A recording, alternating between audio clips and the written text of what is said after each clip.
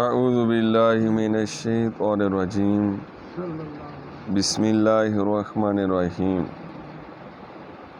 وَلَقَدْ فَتَنَّا الَّذِينَ مِن قَبْلِهِمْ فَلَيَعْلَمَنَّ اللَّهُ الَّذِينَ صَدَقُوا وَلَيَعْلَمَنَّ الْكَاذِبِينَ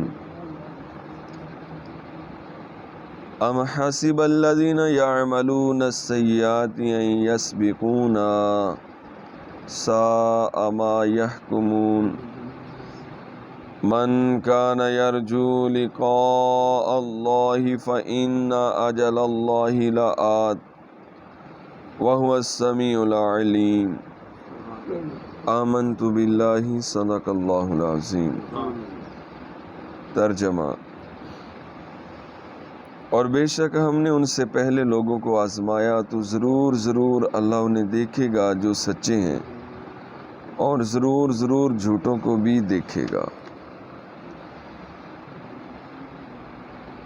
یا کیا برے اعمال کرنے والوں نے یہ سمجھ رکھا ہے کہ ہم سے کہیں نکل جائیں گے؟ وہ کیا ہی برا فیصلہ کرتے ہیں۔ اور جو اللہ کی ملاقات کی امید رکھتا ہوں تو بے شک اللہ کا مقرر کیا وعدہ ضرور آنے والا ہے، اور وہی سننے والا جاننے والا ہے۔ سبحان اللہ۔ بے شک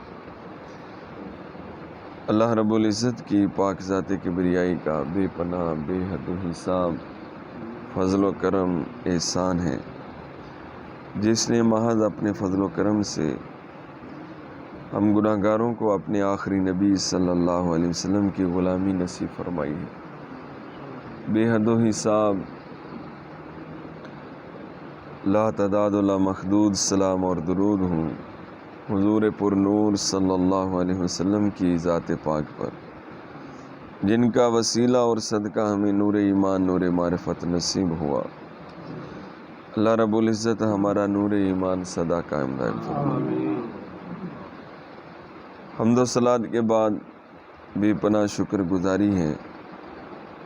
اس بے نیاز خالق و مالک کی، جس نے ہمیں پھر نئی زندگی عطا فرمائی، صحت تندرستی عطا فرمائی۔ تندرستی ہزار نعمت ہے۔ نئی صبح دیکھنا نصیب فرمائی، اور اس نورانی سہانی صبح کا آغاز اپنے پاک گھر مسجد کی حاضری، سجدہ شکر، نماز فجر، درس قرآن، ذکر خدا و مصطفیٰ صلی اللہ علیہ وسلم سے نصیب کیا۔ اللہ رب العزت ہماری حاضری قبول فرمائے، بے حساب جنت الفردوس میں داخل فرمائے، سدا کے لیے اپنی رضا نصیب کرے۔ ہر صبح اور آخری صبح کا آغاز اس سے بھی بڑھ کر نصیب فرمائے۔ آمین بجاہ النبی الامین صلی اللہ علیہ وسلم۔ صلو علی الحبیب۔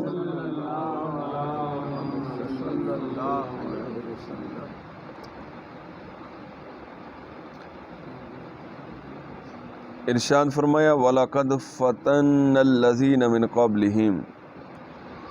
اور بے شک ہم نے ان سے پہلے لوگوں کو آزمایا،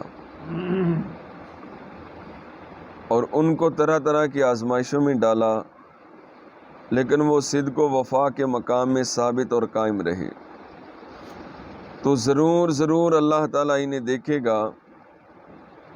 جو اپنے ایمان میں سچے ہیں، اور ضرور ضرور ایمان میں جھوٹوں کو بھی دیکھے گا، اور ان میں سے ہر ایک کا حال ظاہر فرما دے گا۔ اس سے معلوم ہوا کہ تمام امتوں میں کئی حکمتوں اور مصلحتوں کے پیش نظر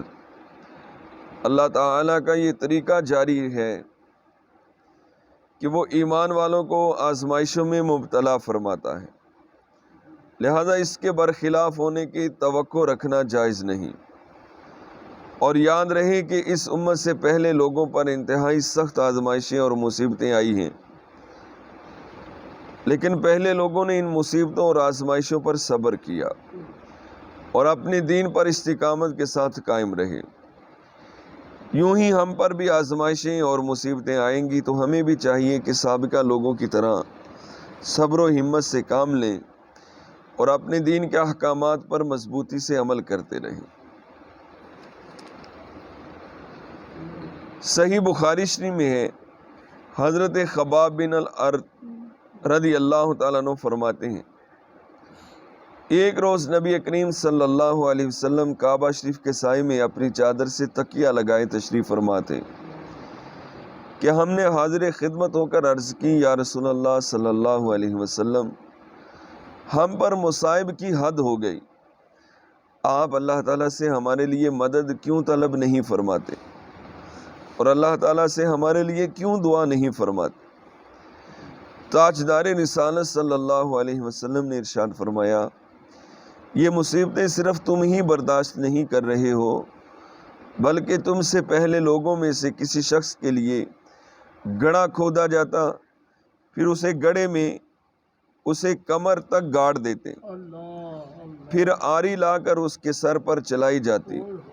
اور کاٹ کر اس کے 2 حصے کر دیے جاتے، بعض پر لوہے کی کنگیاں چلائی جاتی جن سے ان کے گوشت اور ہڈیوں کو اکھیڑ کر رکھ دیا جاتا، اس کے باوجود وہ مومن اپنے دین پر ثابت قدم رہے۔ اللہ تعالیٰ کی قسم، یہ دین مکمل ہو کر رہے گا، یہاں تک کہ اگر کوئی سوار صنعاء سے حضر موت تک سفر کرے گا تو اسے اللہ تعالیٰ کے سوا کسی کا خوف نہ ہوگا، اور نہ اپنی بکریوں پر بھیڑیے کا خوف ہوگا، لیکن تم جلد بازی سے کام لیتے ہو۔ اللہ اکبر۔ اللہ تعالیٰ ہمیں عافیت عطا فرمائے، آمین بجاہ نبی الامین صلی اللہ علیہ وسلم۔ اگلی آیت میں فرمایا، ام حسب الذین یعملون السیئات ان یسبقونا، یا برے اعمال کرنے والوں نے یہ سمجھ رکھا ہے کہ ہم سے کہیں نکل جائیں گے؟ ارشاد فرمایا، جو لوگ شرک اور گناہوں میں مبتلا ہیں،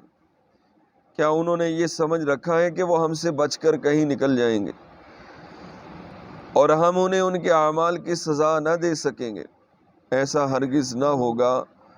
اور وہ یہ سمجھ کر کیا ہی برا فیصلہ کرتے ہیں۔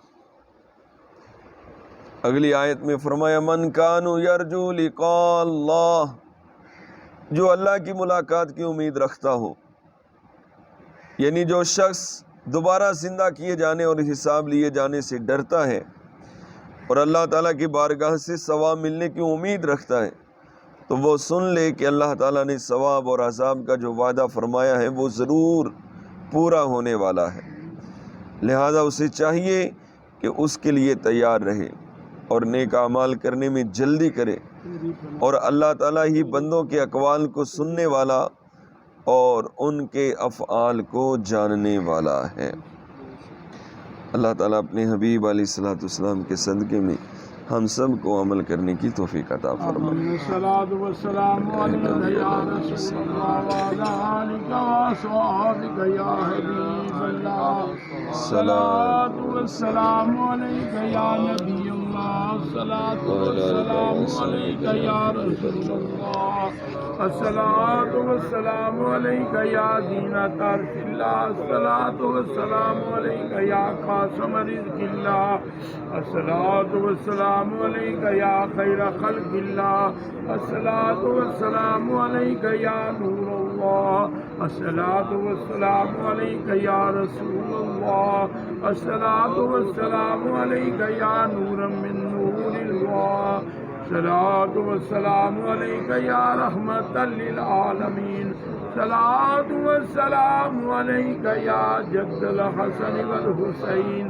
وعلی آلک واصحابک یا نور اللہ۔ بسم اللہ الرحمن الرحیم، اللہم صلی علی سیدنا و مولانا محمد وآلہ وصحبہ وبارک وسلم،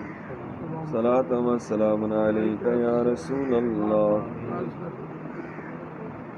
یا رسول اللہ انظر حالنا، یا حبیب اللہ اسمع قالنا، اننا فی بحر ہم مغرق، خذ یدنا سہل لنا اشکالنا، یا الہی رحم فرما مصطفیٰ کے واسطے، یا رسول اللہ کرم کیجیے خدا کے واسطے، مشکلیں حل کر شہی مشکل کشا کے واسطے، کربلائیں وبائیں کرونا رد شہید کربلا کے واسطے، قادری کر قادری رکھ قادریوں میں اٹھا قدر عبد القادر قدرت نما کے واسطے،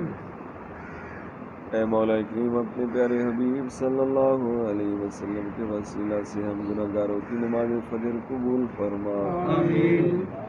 صحابہ کرام اور اہل بیت کا صدقہ، کل اولیاء کرام کا صدقہ، ہم سب کو صدا کے لیے اپنی رضا